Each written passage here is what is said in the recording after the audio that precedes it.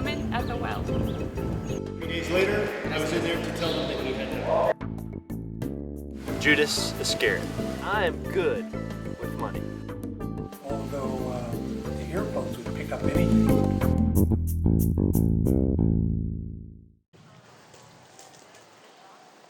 Hey, bro. What's the matter, Judas? What's the matter? Those guys in there, they lied to me. They said they only wanted to talk to him, and now they want to crucify him?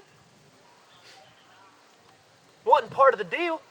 Wasn't part of the deal. They talked me into, pointing him out so they could talk to him, and now they want to crucify him? They lied to me. They double-crossed me. They had that in mind the whole time. Wasn't part of the deal. You know that I spent 3 years with him, with Jesus, and those other guys, and I was the guy in charge of the money. That was me. Yeah, I know how to handle money.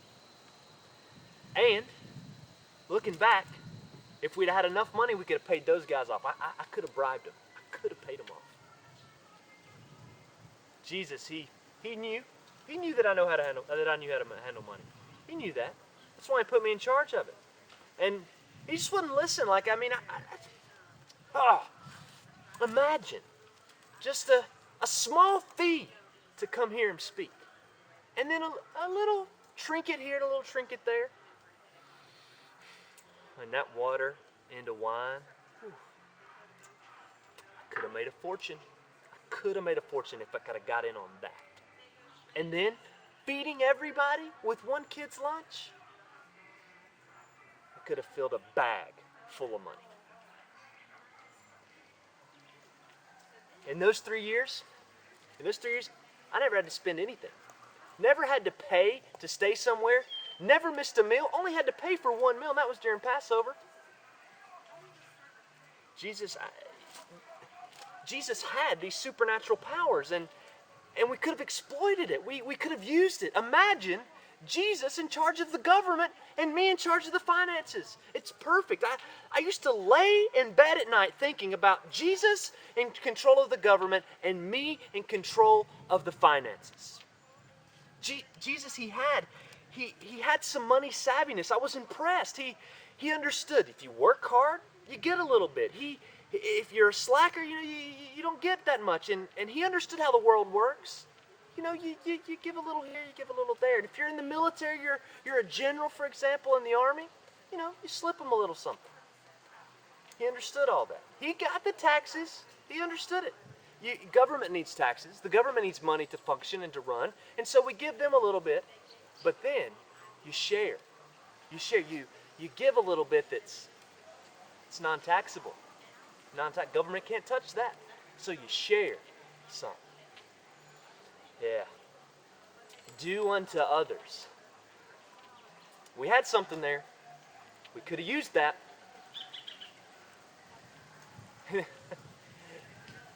There was this one time we were all together, and this girl, she came in and she had this really, really expensive bottle of perfume. And she just walked in, she began to pour it out on his feet. Well, I come in, I say, hey, wait. Let's sell it and give the money to the poor. And Jesus looks at me and he says, you'll always have the poor with you. I thought, how shrewd. How shrewd of him to talk about the poor and not really talk about how expensive the perfume was. But you know what I learned? You know what I learned from this? Don't give all your money to the poor. That's what he meant. That's what he meant. And then, Jesus, he had the ability to recognize a good scam. For example, those sheep sellers in the temple, those guys that, those same guys that double-crossed me, those same guys were renting out spaces inside of the temple, and then they would ask for a contribution.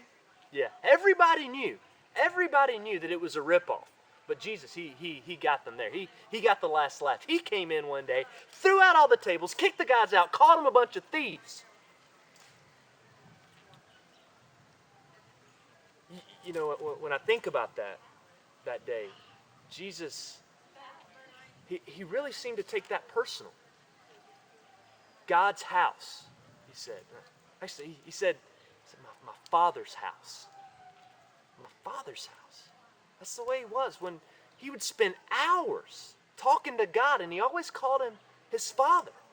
And they really talk like he would stay up all night sometimes in prayer, talking to God. And it literally sounded like a father or a son talking to his father.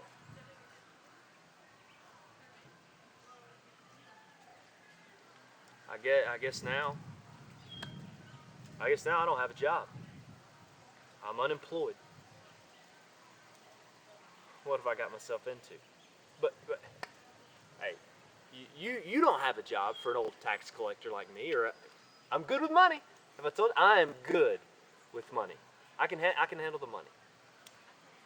Because those guys, they probably don't want to see me again.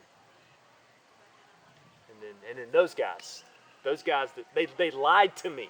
They double crossed me. They just wanted to talk to him. Just wanted to talk to him. And now they want to crucify.